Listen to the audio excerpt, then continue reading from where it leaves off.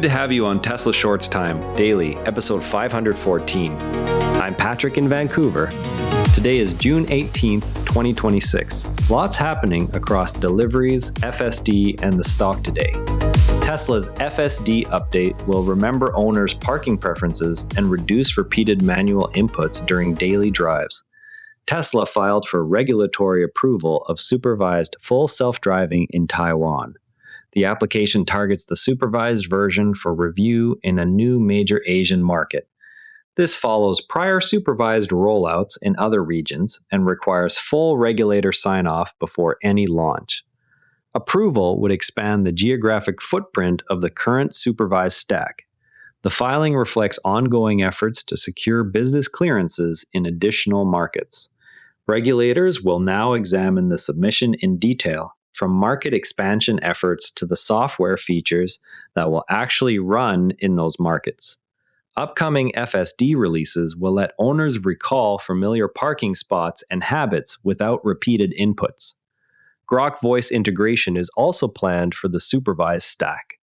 The changes aim to cut manual steps on daily drives while staying within the supervised framework. Owners can expect the updates in a future software branch. Development ties into broader improvements for the current supervised system.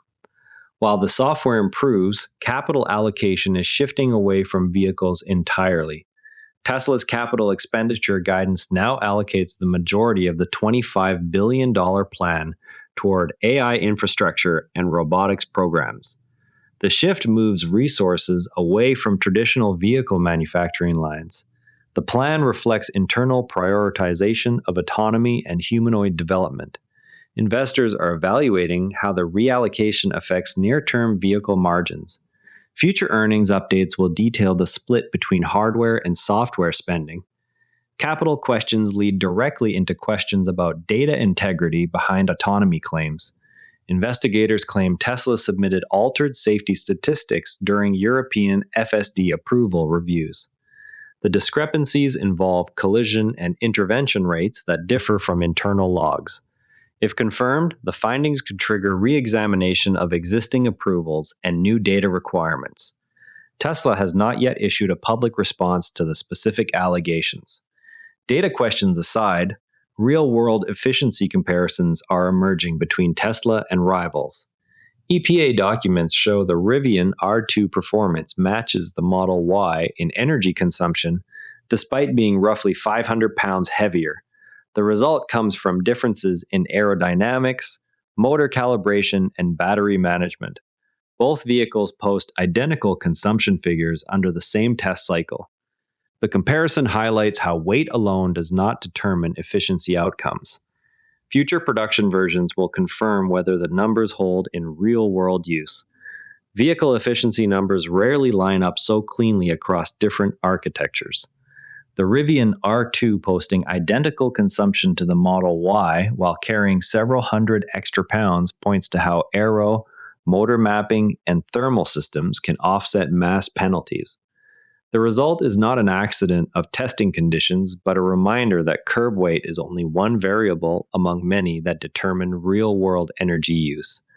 When two vehicles reach the same EPA figure through different design choices, buyers and fleet operators gain more flexibility in selecting body styles or payload ratings without immediate efficiency trade-offs.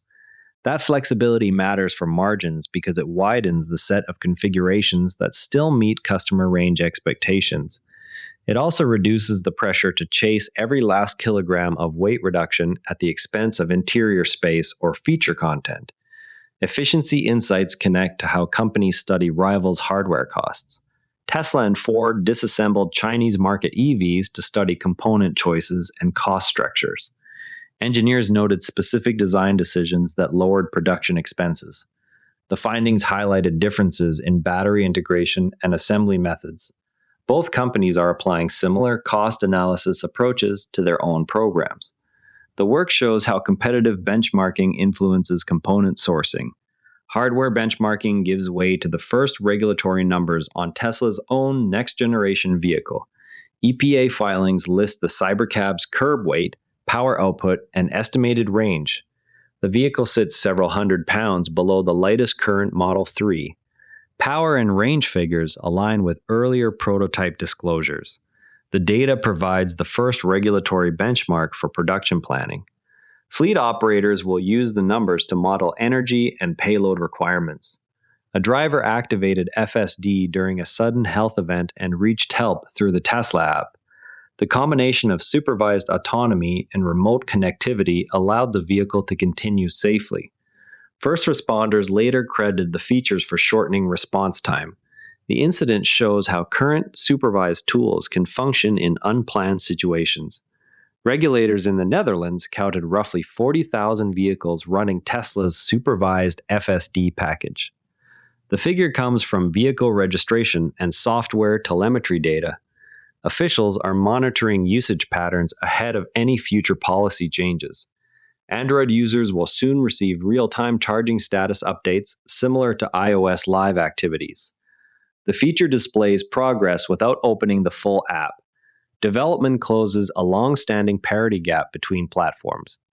Tesla's combination of app-based access, location tracking, and software locks makes unauthorized starts difficult.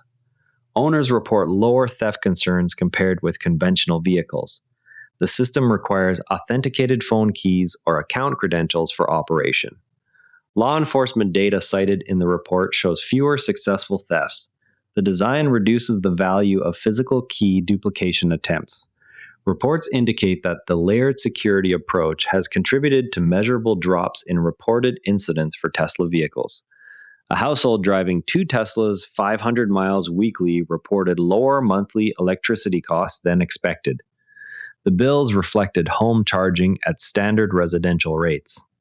The couple compared the figures against prior gasoline expenses for similar mileage. The outcome shows how home charging economics vary by utility pricing and driving patterns. No public charging network costs were included in the calculation.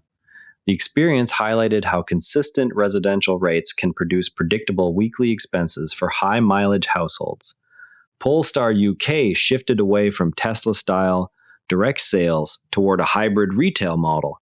The change includes physical showrooms and test drive centers in key cities. Management cited customer preference for in-person evaluation before purchase. The revised approach aims to increase test drive volume and brand visibility. Early results will be tracked through regional registration data. The pivot reflects an effort to address buyer hesitation observed in markets where online-only channels dominate. Elon Musk exercised additional options and increased his Tesla shareholding. The transaction added to an already substantial position valued at over $100 billion. Timing coincides with ongoing speculation about potential corporate combinations. The filing shows continued personal capital commitment to the company. Investors are watching for any follow-on statements on strategic direction. The increased stake comes amid broader market discussion of long-term alignment between Tesla and related ventures. Patent images reveal Lucid's planned Cosmos SUV design. The vehicle targets the same size class as the Model Y. Styling cues and proportions suggest a direct competitor for the Australian market.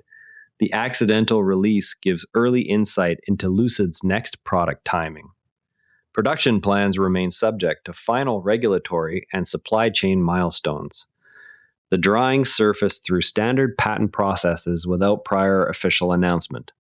A former Tesla executive has launched a company to produce the residential heat pump previously discussed by Elon Musk.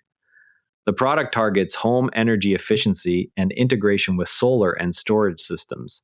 Development continues after Tesla's own heat pump program paused. Early prototypes focus on cost and installation simplicity. Market entry timing will depend on supply chain and certification progress. The new venture seeks to deliver hardware that aligns with residential solar ecosystems, already in widespread use. The 3 companies are scaling a joint robotaxi effort across multiple continents. Stellantis vehicles will integrate Wave autonomy software under Uber's ride-hailing network. The alliance aims to accelerate deployment beyond single market tests. Initial operations will focus on controlled urban corridors. Expansion plans include coordinated regulatory filings in several jurisdictions. The partnership structure combines vehicle manufacturing scale with established ride-hailing infrastructure. A pilot program places vacuums at certain charging locations for quick interior cleaning. Owners can use the equipment while the vehicle charges. The amenity targets short dwell times during road trips. Early sites are being evaluated for usage and maintenance needs. Feedback from initial locations will guide decisions on wider rollout. The addition provides a practical service that aligns with typical supercharger stop durations. Before we go, keep an eye on how the Taiwan filing and the upcoming software features interact once regulators begin their review. And that's a wrap on today's Tesla news. TSLA closed at $398.19, up $1.81, 0.5%. If you enjoyed this episode, please leave a rating or review. It genuinely helps other Tesla fans find us. I'm Patrick in Vancouver. See you tomorrow. And before you go, this show is part of the NARA Network, a family of daily podcasts covering tech, science, markets, and more. If you enjoyed today's episode, give Environmental Intelligence a listen, the Environment and Climate Policy Brief for Canada. You can explore the whole lineup at naranetworked.com. This episode used AI voice synthesis of my voice. Editorial selection and analysis are my own.